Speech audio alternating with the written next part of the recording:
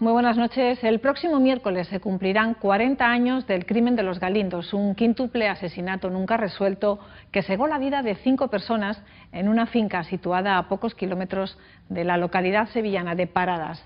No hubo juicio ni tampoco imputados, pero no fue un crimen perfecto, sino un acto salvaje y sangriento que quedó impune por varios factores que enseguida analizaremos. En el siguiente reportaje reconstruimos los hechos a través de documentos hasta ahora inéditos y sobre todo gracias al testimonio de las personas que vivieron de cerca un suceso que 4 décadas después aún conmociona a los paradeños. No todos los pueblos andaluces pueden presumir de tener una obra del Greco. La localidad sevillana de Paradas sí puede. Es un retrato de María Magdalena que se custodia en una pequeña sala aledaña al altar de la imponente iglesia en la que se rinde culto a San Eutropio, patrón de la localidad. A cualquier paradeño le gustaría que su pueblo solo hubiera sido célebre por este lienzo, pero eso no es posible. Aunque ya han pasado 40 años, el crimen de los Galindos es una sombra perseverante que aún recorre calles y plazas y que se cuela sin permiso en las conversaciones. Forma parte de la memoria colectiva. Una memoria con recuerdos concretos. Los de Pepe Zapico, por ejemplo, uno de los primeros en llegar a la escena del crimen, acompañado del médico local Alejandro Ercenegui, que llevó consigo a su hijo, Ildefonso, entonces un joven estudiante de medicina cuya perspicacia fue trascendental. O Fabián González, que a punto estuvo de convertirse en la 6ª víctima de la matanza. O Manuel Toro, el abogado que durante 19 años impidió que el caso languideciera y que logró devolver el honor a una familia vilipendiada. O Joaquín Torres, que se convirtió en juez de paz de Paradas justo cuando el caso cobró un nuevo impulso y la solución se rozaba con los dedos. Y por supuesto Luis Frontela, el forense que demostró que todos los que murieron en el cortijo, José González, Manuel Zapata, Ramón Parrilla, Juana Martín y Asunción Peralta, fueron víctimas de un crimen incomprensible y horrendo cuya verdad última sigue siendo un misterio.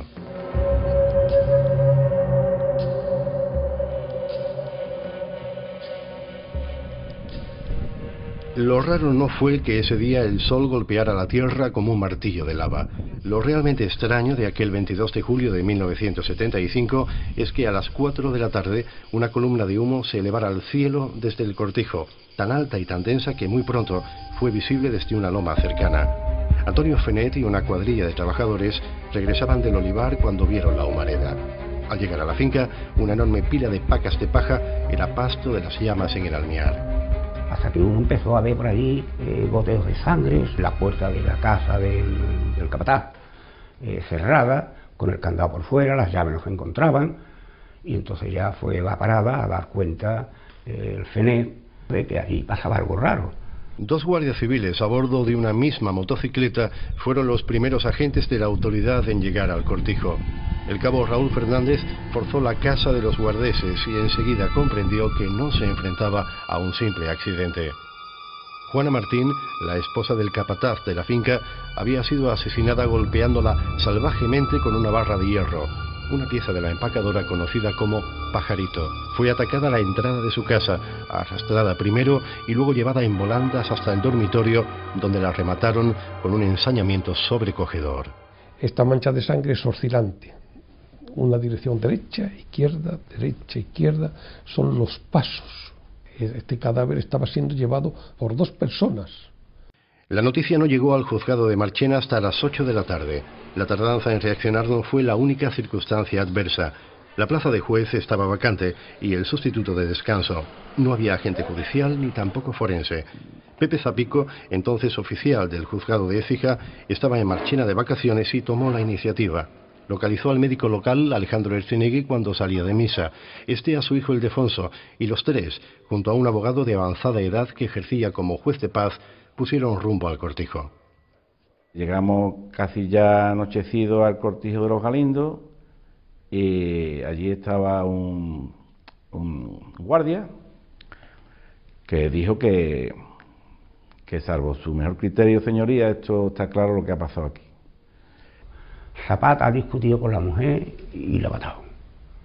Y después él se ha querido suicidar y se ha pegado un tiro con la escopeta. La escopeta en la mano. Y lo han llevado hasta la carretera donde acaba la sangre, lo han montado en un coche y lo han llevado a Sevilla. A punto de anochecer, el desorden ya es patente en el caserío. Había mucha gente ya en el cortijo, sí. Pero más gente fueron llegando, conforme...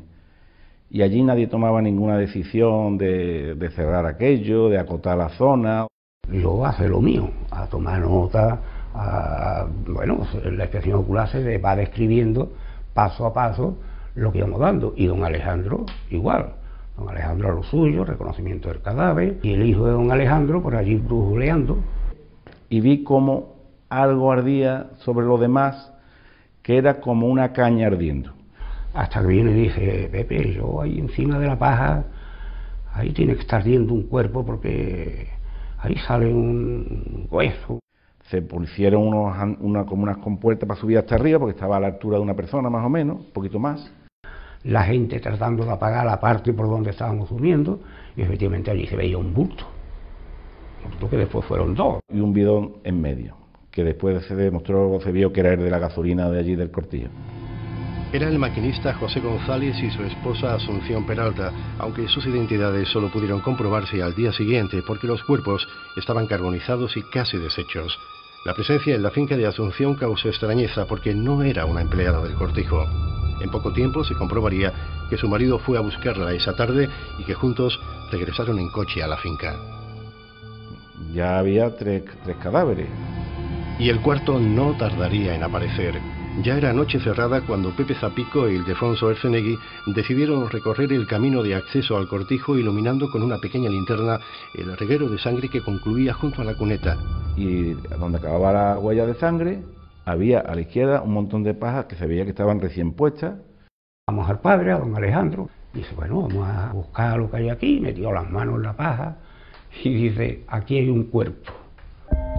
Era Ramón Parrilla, tractorista de los Galindos, testigo indiscreto que tuvo la mala fortuna de toparse cara a cara con su asesino cuando regresó de repostar agua potable. Pobre testigo Parrilla, el pobre testigo indiscreto, sin él saberlo, y vio caras, lo dijo el marqués, vio caras que no pudo haber visto, y ya no podía seguir viviendo. Murió tiroteado. El primer disparo destrozó sus brazos porque intentó protegerse el pecho. Malherido y perseguido, buscó refugio en la casa del capataz sin saber que estaba cerrada. Huyó entonces por el camino, donde recibió un segundo disparo y ya en el suelo fue rematado. Y ya pues, avisamos al cabo Raúl, y el cabo Raúl ya dijo, eso ha cambiado todo. A buscar Zapata, que es el que falta. El miedo se extendió por la campiña con la velocidad de un eco. Un asesino múltiple que no podía ser otro que Zapata andaba suelto. En paradas cundió el pánico, se arrancaron puertas y ventanas y las calles quedaron desiertas.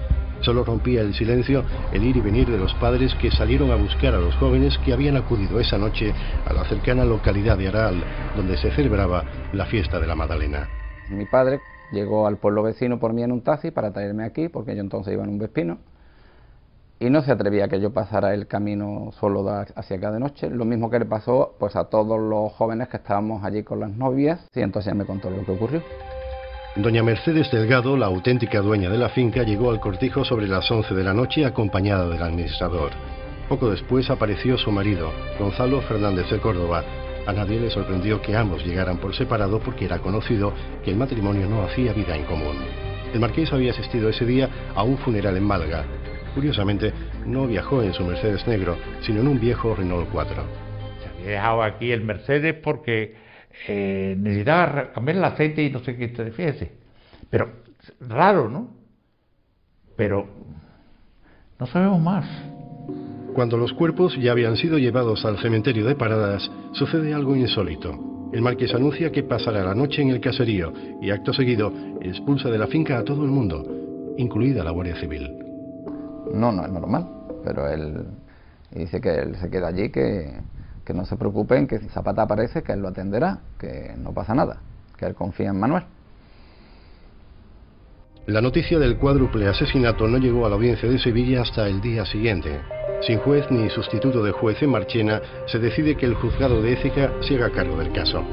Zapico, que mecanografió de madrugada el primer informe que obra en el sumario y elaboró el croquis de la escena del crimen, regresó a la finca, y lo mismo hizo Ildefonso Ercenegui, esta vez con su cámara Voigtlander, con la que realizaría la mayoría de las fotos que se incluyeron en el expediente.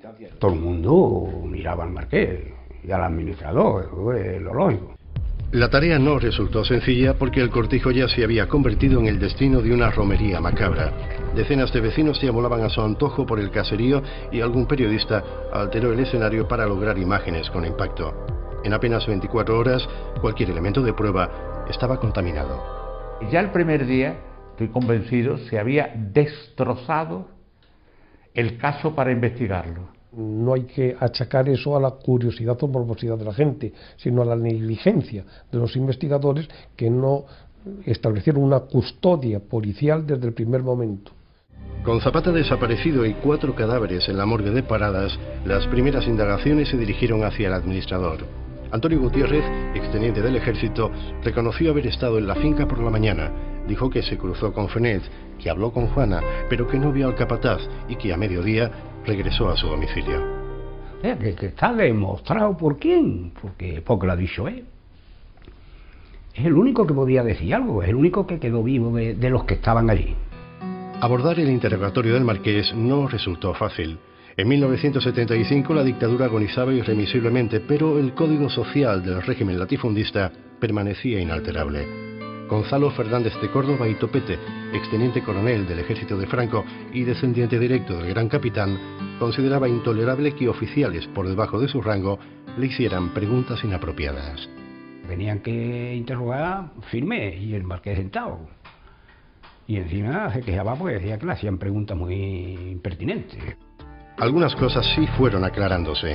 Quedó establecido, por ejemplo, que a las 12 del mediodía la cuadrilla de Antonio Fenet fue enviada al Olivar, 2 kilómetros al este del cortijo, mientras que a Ramón Parrilla se le encargó que repostara agua potable en la llamada Fuente de las Hermanas, situada a unos 4 kilómetros al norte de la finca. Allí no había nada más que la gente que había cuando empezaron los muertos.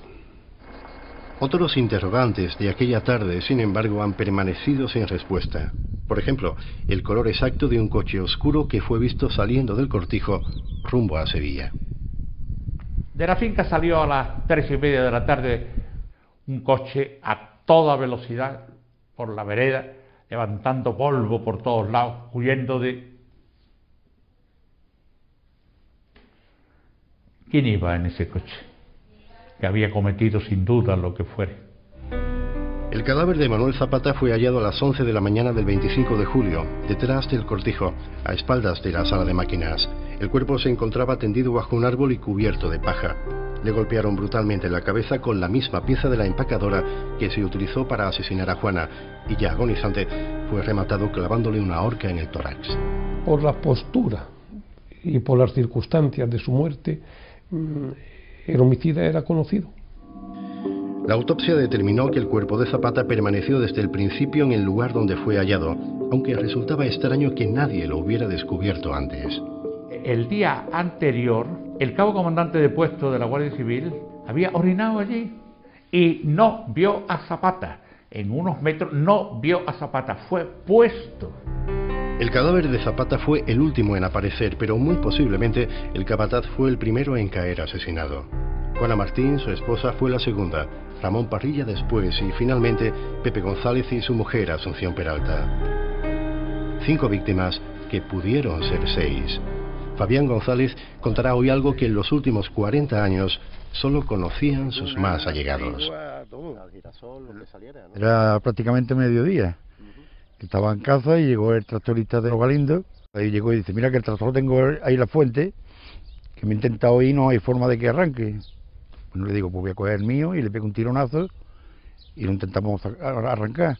Le pegué otro tirón, tampoco arrancaba. Le digo, pues mira, te voy a acercar al cortijo, hombre, como está cerquita, y dimos otro intento a unos 200 metros de aquí, arrancó, y yo me volví y él siguió. Fabián es consciente de que si el tractor no hubiera arrancado, habría corrido la misma suerte que Ramón Parrilla. Cuando ya empezó los comentarios de que había muerto, por supuesto que me consideré el sexto. El 9 de agosto, y con una llamativa celeridad, la Guardia Civil elabora un primer informe en el que descarta la implicación del marqués y el administrador y señala a José González como autor único de los crímenes. Según esa teoría, González habría actuado por resentimiento y asesinó a su propia esposa por celos. Luego, mientras la incineraba, murió accidentalmente o bien se suicidó lanzándose al fuego. Se podía creer, eso no se lo creía nada más que la Guardia Civil en aquel momento. Pero es curioso que después entra a trabajar la Policía Nacional y se tira unos meses tratando de averiguarlo y llegan a la misma conclusión. Yo recuerdo que mi padre, unos días antes, leyó que don Gonzalo Fernández de Córdoba y Topete, el marqués, visitaba al gobernador civil. Y dice mi padre, pues ya le van a dar carpetazo a esto. La implicación de Pepe González, aunque solo fuera a modo de conjetura, cayó como una bomba silenciosa en Paradas. Las familias de los fallecidos rompieron relaciones para siempre. Esa madre no pasaba por el cementerio, esa madre tenía la vergüenza encima de que se le había señalado su hijo, el autor de todo, vamos, hasta la muerte de su mujer. Habría que esperar hasta 1983 para que la exculpación de José González quedara plenamente confirmada. En enero de ese año y por mandato judicial se exhumaron los cadáveres y se encargó a Luis Frontela un análisis intensivo. El forense determinó que José González y su esposa fueron asesinados a golpes y que intentaron inculpar al maquinista colocándole cartuchos de escopeta en la cintura. Y no solo eso, los homicidas trataron de descuartizar ambos cuerpos antes de arrojarlos al fuego. Los cortes están efectuados de forma que sugieren sin ninguna duda que alguien sujetaba el miembro para que no sufriese muchas oscilaciones mientras otro cortaba. Dos personas sujetando el cadáver, dos personas trasladando el cadáver y dos personas que intervinieron en los asesinatos. Después de las exhumaciones, la familia los entierra en sendas cajas en un solo nicho. ¿Y qué cree que pone la lápida? Asesinados el día tal del tal. Ya ha cambiado todo. Solamente por eso yo me doy por satisfecho. Siquiera hemos logrado limpiar el nombre de Pepe. Yo no sé si fue bueno que el juez de instrucción lo comunicara a la familia. Había que comunicarlo, claro que sí, pero se podía haber dicho en unos términos que no hubieran cortado la investigación de la manera que lo cortaron. Porque uno de los grandes interrogantes del caso quedaba sin respuesta. ¿Por qué José González se marchó de la finca, recogió a su esposa Asunción y juntos, vestidos con ropa de domingo, regresaron al cortejo? Fue allí engañado, porque si él medio sospecha de que va, no vuelve. Entonces, ¿quién ha mandado para allá? Personas de autoridad con Pepe, ante Pepe, ¿no? Eso me autoriza a decir que era el marqués, que no estaba allí, el administrador o alguien así tal y cual. No, pero la teoría de que alguien de autoridad le ha mandado, vaya usted por su mujer, indiscutiblemente está. Y eso es un dato que te hace pensar que alguien le estaba dirigiendo los movimientos. Y alguien que actuaba como cómplice. La clave estuvo al alcance de la mano cuando en 1986 una vecina de la comarca reveló que su marido, guarda de una finca cercana a Los Galindos, le confesó en su lecho de muerte que la tarde del crimen se dio de bruces en un campo de girasoles con un joven, vestido de soldado, que contaba dinero ensangrentado y que repetía una y otra vez lo mismo. Para esto. Ese recluta vinculado a una familia dedicada a la rebusca fue identificado, localizado e interrogado en 1988. Ese muchacho se derrumbó casi ante el doctor Frontela y el comandante de información de la Guardia Civil en Sevilla,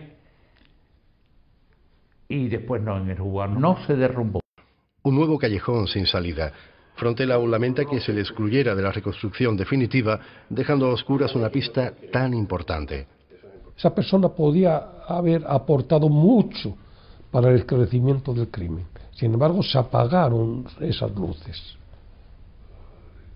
Esas luces se apagaron en varias etapas importantes de la investigación. Pero, ¿y el móvil? ¿Qué pudo provocar una matanza semejante? La teoría de que la finca fuera epicentro de una red dedicada al tráfico de hachís permanece en el imaginario colectivo desde que Alfonso Grosso fabulara sobre esta idea en su novela Los Invitados, publicada en 1978. Una historia que más tarde, y para consternación del pueblo, fue llevada al cine. Con todo, la teoría de la marihuana, adobada con la presencia de un destacamento de legionarios en la finca, fue propagada por el propio marqués desde el primer momento. Hay que reconocer que el marqués era astuto. El marqués, desde el primer momento, todo lo que hacía era lanzar pistas falsas. El móvil pudo ser económico, pero nada tendría que ver con la grifa, sino con el trigo. Hubo un desfalco crónico de los productos agrarios que se recolectaban en el cortijo. A lo largo de los años van desapareciendo, yo diría que muchos cientos de miles de kilos de trigo, y se vendían a particulares clandestinos, evitando así declarar a la producción real al SEMPA, el organismo que fijaba el precio oficial del cereal y obligaba a cada productor a almacenarlo en silos como este de Paradas, todos propiedad del Estado. Los Galindos, con 300 fanegas de cultivo, solo producía en los años anteriores al crimen la mitad del trigo que cualquier otra finca de la comarca. Con consentimiento o no del marqués, pero allí había un trapicheo. Un trapicheo que se acababa ya, porque la marquesa se separaba del marqués y ya la mujer de Zapata le había dicho a su marido que doña Mercedes quería que ellos siguieran allí como encargados del cortijo. En esa situación supongo que diría, bueno, aquí ya este año no hay trapicheo ni nunca más, ¿no? Y en un momento determinado, pues se empieza una gresca que acaba con la muerte de Manuel, y posteriormente de Juana, y posteriormente de todo el que fue llegando. Se separaron los marqueses, yo tengo que decirlo porque es una realidad, y la finca hizo así. Los años fueron pasando uno tras otro. Manuel Toro evitó en 3 ocasiones que el caso fuera cerrado y el crimen de los Galindos se convirtió en una crónica recurrente con cada aniversario. Pero solo eso. En 1995 cunde el desasosiego porque el delito prescribiría el 22 de julio sin remedio. Por mi cuenta intenté hacer algo a lo que pudiéramos agarrarnos para que el caso siguiera abierto y se pudiera seguir investigando. Pero encontré siempre... no encontré nada. Y sin embargo, poco antes de la prescripción del delito, sí existía una posibilidad cierta de dar con los culpables. Había algo muy importante. Fue usada una escopeta. En esa escopeta había una huella. Esa huella había que investigarla. O se enviaba a determinados laboratorios de Scotland Yard, o había que adquirir determinados elementos para poder revelarlo y descubrirlo. ¿Sabe qué pedíamos? 500.000 pesetas nada más. No lo logré. Dejó pasar el tiempo, prescribió el delito y se acabó el problema. Y eso fue todo. No hubo nunca ni juicio ni imputados, solo lápidas.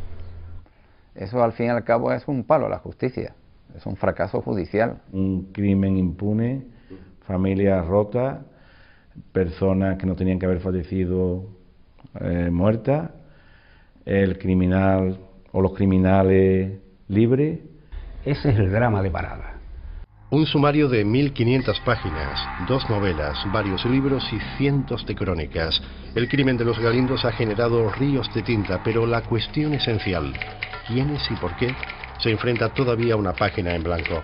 El diccionario de la Academia define Galindo como algo torcido y engarabitado, y eso es lo que este caso parece, un garabato que no conduce a ninguna parte. La paradoja es que cuanto más cerca creemos estar, más nos alejamos de la solución definitiva que aclare, de una vez y para siempre, el enigma de un crimen que aún vive agazapado entre el horror y la memoria.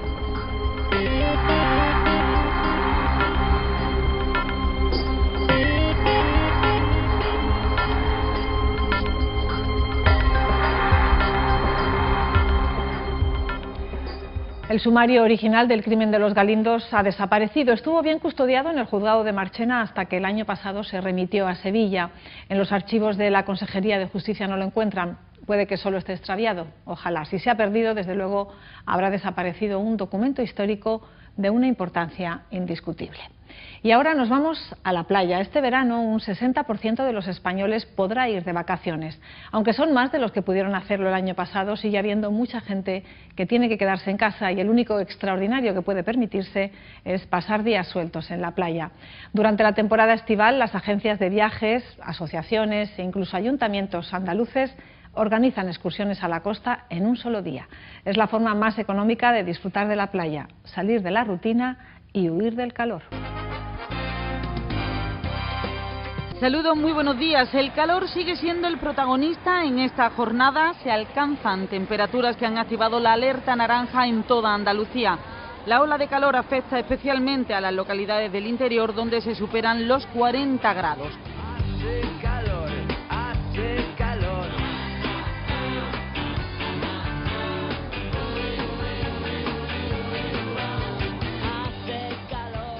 Buenas niñas, estamos ya todos, no esperamos a nadie ya, ¿no? Pues ya no podemos ir, Juan de Dios. ¡Ay, qué calor, niño! Toma de té, me vamos sandita en la playa, estupendamente. Desde que empezó la crisis, pues la gente viene a la playa más solamente un día que no tienen países de vacaciones. Entonces son 10 euros lo que cuesta venir a la playa y eso pues, está más dentro de su economía que irse una semana de vacaciones. Ya llevamos un par de añillos que no vamos a ningún sitio y entonces pues los miércoles me suelo apuntar o los martes también con otra muchacha y sí, pues esas son mis vacaciones hasta que empiece a trabajar. Vacaciones obligatorias porque no trabajo, entonces son obligatorias. Llevamos cada uno los niños, yo llevo dos y casi todas llevamos uno o dos niños. Yo tengo mis niños pero son grandes y ellos no quieren venir, yo vengo sola con ellas. ¿Y hay otras vacaciones? Pocas. Yo ninguna, ¿verdad? Yo hasta ratito que he hecho. Mario está trabajando y no podemos irnos. Y la cosa está regular. Pero hasta que nos apañamos con esto. Mi marido ahora porque hace catering de bodas de comuniones, yo estoy parada y no puede ser. Cogerte una semana y irte como que no.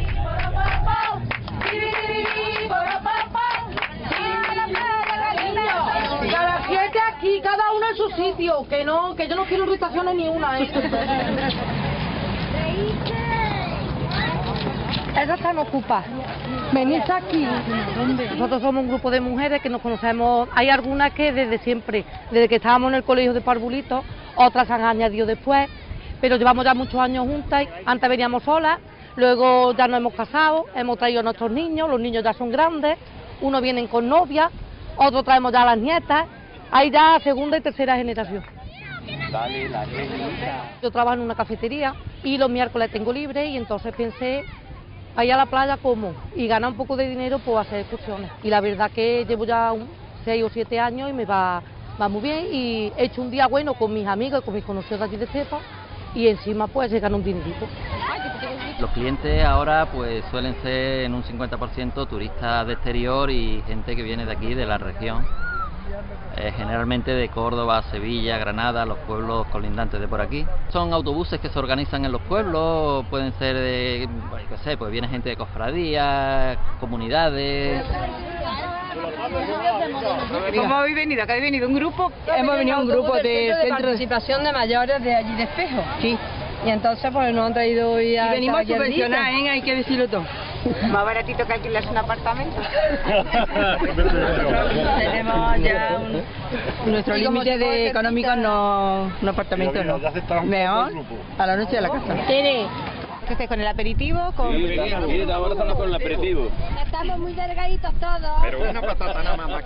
Lo que trae uno es de todo. Y cada uno aporta lo que tiene. Aquí mi amigo pues tiene un huertecito, aporta tomate. Yo he tenido también un huertecito de patatas, he traído patatas fritas. Las pensiones del Espejo, haciendo una vida económica como toda la vida la hemos hecho, nos da para esto. 5 euros me ha costado el viaje. Con 600 euros, ¿qué tal se pasa el mes? ¿Llega para todo? Hombre, si estando... Dando 1.200, si estamos la pareja, pues mira, más o menos se lleva la casa de pagarlo todo. Pero con uno solo se ve más negro que tiznado. Yo solo tengo una, Yubisa, con 590 euros y mi hijo parado. Cuando se paga luz, agua, teléfono, aunque sea lo mínimo, más todos los impuestos que acarrea la casa, pues la verdad es que vivimos prácticamente, esa pensión es de miseria. Deseando que llegue el día 1. No sube la luz y el agua, no sube todo el impuesto, y yéndome los dineros que tiene el ayuntamiento.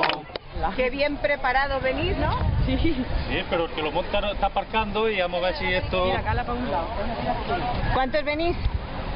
Pues venimos lo menos 10. ¿El libro de instrucciones? ¿Nos lo hemos dejado atrás? ¿De dónde venís? De Doña Mencía. Doña Mencía. De Córdoba. Sí. Hola, ¿de dónde sois? Córdoba. Nos venimos a la playa una vez al año. ¿Solo hoy el único día? Hoy el único día. Los demás estamos allí trabajando y eso. En el centro de día de salud mental. Somos enfermos mentales. Y hoy es vuestro día de, Hoy es nuestro día de vacaciones. Oh, qué bien. Aquí sí que se está bien, lo tenemos todo preparado. ¿Quién está enterrado? Papá.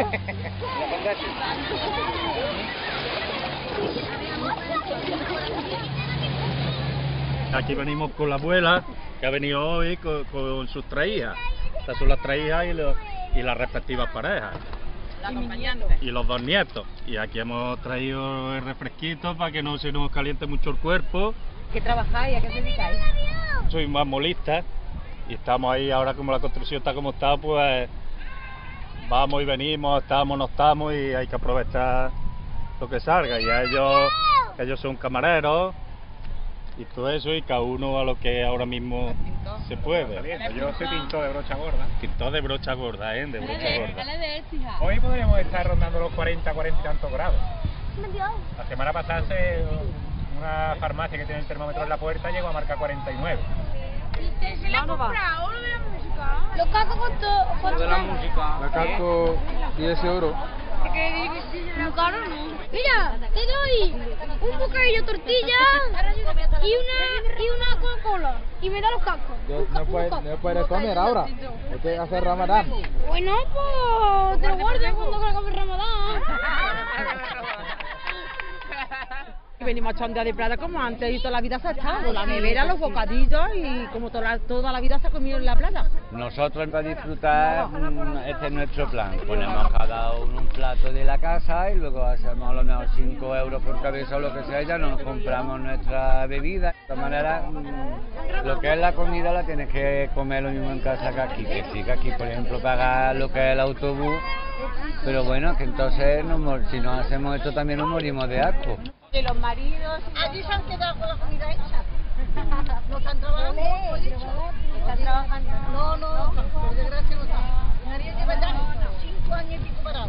Gracias a Dios, yo por ejemplo estoy trabajando. ¿En qué trabajas? Soy limpiadora de la Escuela Oficial de Idioma. Normalmente trabajo en la aceituna, lo que es la agrícola, y me dedico a lo que es el tema de la pintura.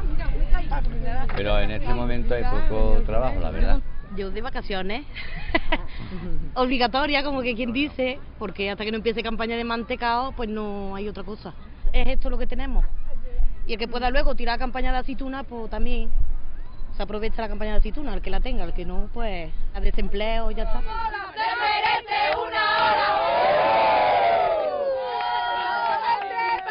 Este año se está notando que la gente hasta viene menos a la playa. Antes yo tenía gente que venían todos los miércoles. Un autobús se me llenaba de un miércoles a otro y traía hasta 3 autobuses. Y este año pues están viniendo un miércoles sí, un miércoles no, 2 sí, están sarteándose. No, la vacaciones no la tenía que recetar el médico obligatoriamente. Sí. Por lo menos una semana al año. Porque es terapia y tenemos que desconectar de la rutina diaria de todos los días. ¿Acabamos 4 o 5 kilos? Eso es bueno, pero esto es terapia también. Pero es terapia. Venga, vamos a brindar por las vacaciones, aunque sea un día así chapicadito en el verano. Por muchos días como este. Eso, que venga mucho. Que se repita. Vamos. Para disfrutar, que ¡para arriba! ¡Abajo! ¡Al centro y para adentro!